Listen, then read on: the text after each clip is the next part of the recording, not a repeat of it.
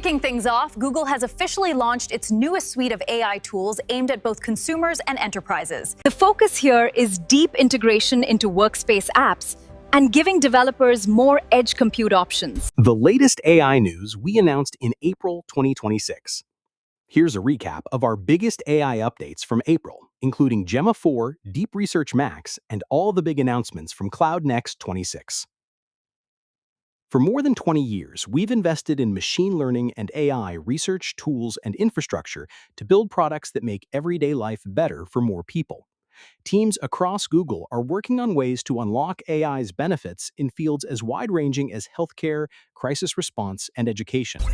Next up, OpenAI isn't sitting still. They just pushed GPT-5.5, their most capable model yet, boasting incredible improvements in agentic coding and scientific research.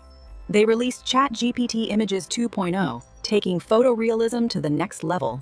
GPT-5.5 Instant is available for free tier users. The annualized revenue run rate shows an absolute explosion in growth. Excellent.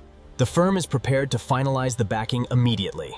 Most interestingly, they've partnered with Elon Musk's SpaceX, securing access to the Colossus One facility.